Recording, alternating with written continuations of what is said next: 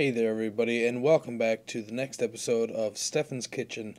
And first, I must apologize that it's taken so long for me to get a new episode up, but I assure you I will be getting up at least one episode per week from now on.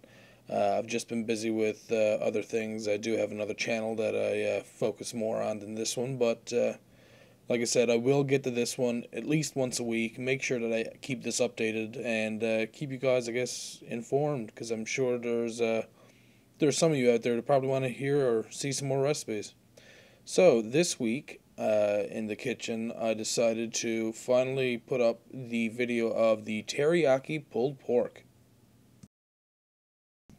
Now to start off, a lot of people like to use cheaper cuts of pork for pulled pork, but I find that pork tenderloin is usually the best for the job. It's very lean and it's considerably cheap sometimes as well. I got this one here for about $6 or $7. I usually do pulled pork when the tenderloins are on special anyways.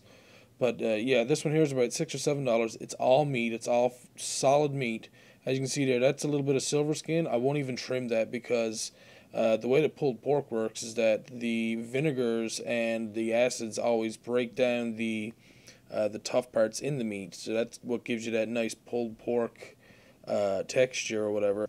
One of the better things about pork tenderloin is that because when you get it vacuum sealed like this, you get two nice pieces of meat. Like I said, it's very, very lean. I mean, a little bit of fat that's on it you're going to want anyways, just to keep the, I guess, the natural flavor and natural moisture that's in the meat on its own.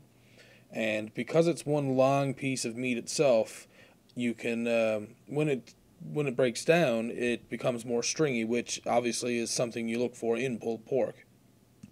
Now, you could roast off the meat with just your seasonings, but instead what I'm going to do, I'm going to add sesame oil and some oyster sauce. All these things, again, you can get at the grocery store. It's just in the aisle where the specialty Asian products are. Some soy sauce. I chose dark soy sauce. And also some rice wine vinegar, or seasoned rice vinegar. You can use rice wine vinegar. That's actually slightly better if you have it. But as I was saying, you can roast it off, just season your meat, roast it off a little bit, then add your flavorings. But what I like to do is I like to get the seasoning on first, then put all the flavorings right on top. So that way your final product is going to be more flavorful and more juicier. And the flavor will actually permeate all the way through the meat instead of just being more like a sauce on the outside. Because the thing with the teriyaki sauce is that it the moisture goes out of it, so it becomes a really thick and rich sauce. So, I mean, you're not going to want too much of it anyways, whereas with a lot of pulled pork sandwiches, I mean, the sauce is just falling off and everything. But once you see the final product, you'll actually see what I mean. A lot of the sauce just stays right there with the meat on the bun, and you don't actually end up with a big mess. Now, I'm just seasoning the meat. I just use salt, pepper, and some garlic powder.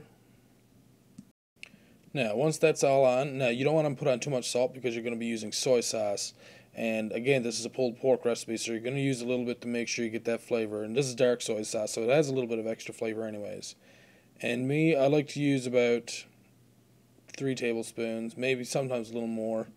But like I said, you have to make sure you balance out your salt content because you don't want to end up with salty meat at the end of preparation. Next, I'm going to add the seasoned rice vinegar. And I like to use about a 1/4 cup because, again, you're going to want enough to break down that meat and make it a nice, juicy texture. And you want to have that vinegary flavor in your meat anyways. Next, I'll be adding the oyster sauce, and make sure that you give it a good shake because you want all the flavors in these bottles of sauces. You always want to give them a shake because a lot of the flavor usually likes to tend to stay right at the bottom. So I'll give them a shake to make sure a lot goes in, a lot of the flavor gets mixed in there so that it's more even while you're cooking. And I probably added about 2 tablespoons of oyster sauce to the mixture there. Next will be the sesame oil. And basically, it's exactly what it says. The really strong smelling, it's flavored sesame oil. And it's exactly like sesame seeds, except like 1,000 times stronger in smell and flavor. Now, this is what gives what I find gives wonton soup and fried rice, it's flavor. So that's what you're going to find. You're going to end up liking the sesame oil. Don't be afraid to use it in some of your Chinese recipes or any of your other Asian recipes for that matter.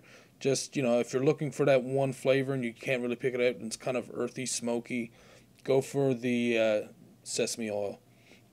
Now, next, what I'm doing is I'm just, smoothing around these tenderloins, spinning all the sauce over them. Make sure to get covered. Make sure to get sauced, fully covered in sauce, and that way the flavor goes all the way through them. I cannot stress enough that you want this to have a really good flavor. No one wants a plain, dry piece of pork. It's just boring. Now, as I mentioned before, you don't want to have this too salty, so this is why I don't use too much of every ingredient. I use chicken broth in order to balance out the rest of the flavor of the sauce, and that way you have your nice sauce and you have enough moisture to keep the meat juicy without it drying out and having to keep refilling the pan with water or whatever. Nothing wants to stick on. So you add enough chicken broth to just about come halfway up to the sides of the tenderloins themselves, and believe me, that's more than enough, and it won't be too much either. So what'll usually happen by the time you get down to the end, it'll be just enough that it's almost like the pork is almost like a stew instead. Once you feel like your pork is completely flavored and seasoned, you can put it in the oven and set it on about 325 to 300, and you can slowly cook that for about 4 to 5 hours. Now, at the same time, I said that it shouldn't dry out, but you always do want to check it just to make sure and be sure that it's not burning and that you're not going to ruin that nice pork tenderloin that you picked up. Now, this is after 4 hours of roasting, and I didn't actually add anything else to the pan. This was at 300 degrees Fahrenheit. And as you can see, the meat looks well seasoned. It looks delicious, and I can't even explain how good it's going to taste. But as you can see, look at how much that falls apart. I'm barely even doing anything. I'm just lifting it with the fork, and it's just coming apart on its own. And as you can see, look at all those nice stringy pieces. That's going to go really well onto a burger bun, and you'll be able to, bite through the meat without taking off, an entire slab instead. Now, if yours actually has a little bit of extra liquid in there or a little bit too much, by all means, feel free to put it back in for half an hour to an hour to make sure that it cooks all the way through into your proper consistency. And as you can see here, this is my final product. My girlfriend actually made the fried rice, and she makes a really mean fried rice with scrambled egg and some slab bacon, which is something I'll probably show you sometime, the kind of bacon that we prefer to buy, which is, like I said, slab bacon. And what I like to do is I just put the pork right onto the bun and eat it the way it is. It doesn't need any extra seasonings. I've seen some people actually take fried rice and put it onto the bun with the pork and eat it that way as well, which is another variation, which by all means, give it a try. You might like it.